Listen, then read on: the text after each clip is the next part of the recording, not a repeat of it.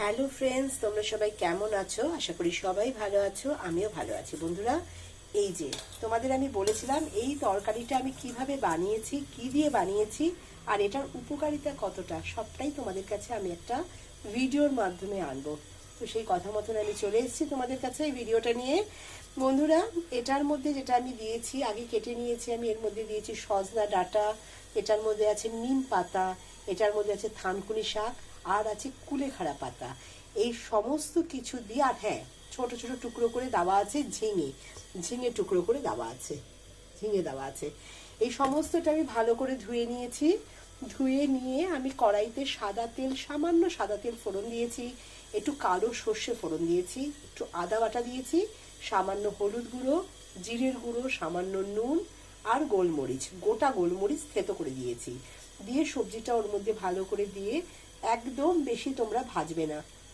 সবজির সাথে শাকগুলোও কিন্তু থাকবে, নিম পাতা, মানে যে পাতাগুলোর কথা বললাম, নিম পাতা আর কুলেখাড়া শাক সম্পূর্ণটাই থাকবে। হালকা হাতে ভাজবে, মানে জাস্ট একটু তেলের মধ্যে মশলাগুলোর সাথে শুধু একটু নাড়াচাড়া করে নেওয়া, নিয়ে তার মধ্যে তোমরা জল দিয়ে দেবে। আর এর মধ্যে কিন্তু সামান্য নুন দিও, আমি নুনের কথা বললামও, সামান্য পরিমাণ মতন যতটুকু নুন লাগবে সেটা দেবে। দিয়ে এবার এমনভাবে তোমরা জলটা দেবে, ধরো 3 কাপ জল যাতে 2 কাপ হয়ে যায়, 1 কাপ কমে যায়, কমে গিয়ে এটা জল থাকবে, কিন্তু খুব বেশি জল না, কিন্তু মোটামুটি যাতে চুমুক দিয়ে খাওয়ার মতন একটু ঝোলও থাকে, এরকমভাবে করে নেবে। বুঝে, সবজির পরিমাণ বুঝে তোমরা জলটা দেবে। দিয়ে এটা সেদ্ধ হয়ে গেলে, যখন সম্পূর্ণ হয়ে যাবে, নামানোর আগে একটু আদা বাটা আর একটু গোলমরিচের গুঁড়ো এর উপরে ছড়িয়ে দেবে। দিয়ে এটা নামিয়ে নেবে গরম গরম। এটা ভীষণভাবে উপকারী। সজনা ডাঁটার গুণাগুণ সম্বন্ধে তোমরা সবাই জানো বন্ধুরা, এটা ভীষণ উপকারী খাবার পক্ষে, বিশেষ করে এই সিজন চেঞ্জের সময়, এই সময়টাতে ভীষণ দরকার। আর তাছাড়া রয়েছে থানকুনি শাক, পেটে পক্ষে ভীষণ ভালো থানকুনি পাতা। কোলাইটিসের প্রবলেম থাকলে, পেটে পুরনো আমাশা থাকলে ওটা ভীষণই উপকারী, পেট পরিষ্কার রাখতে সাহায্য করে।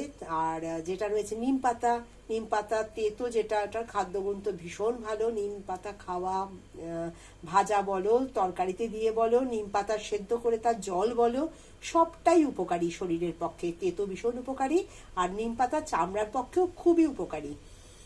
আর রয়েছে এর মধ্যে কুলেখাড়া শাক।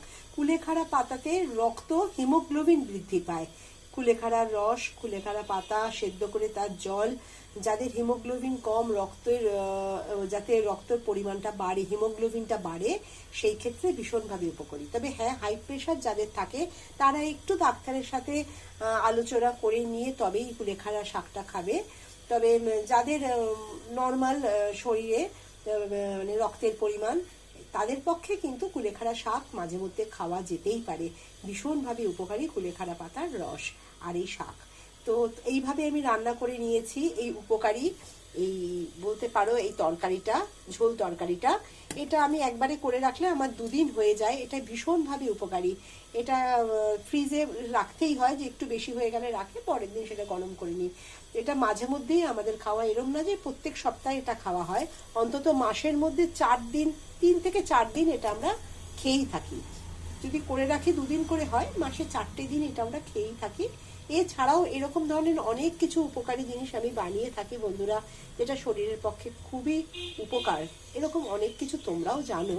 তোমাদের কাছে যদি কিছু জানা থাকে আমাকে কিন্তু অবশ্যই জানিও, আর আমি যতটুকু জানি তোমাদের সাথে আমি ভাগ করে নেবো বন্ধুরা। তোমরা সবাই ভালো থেকো, সুস্থ থেকো।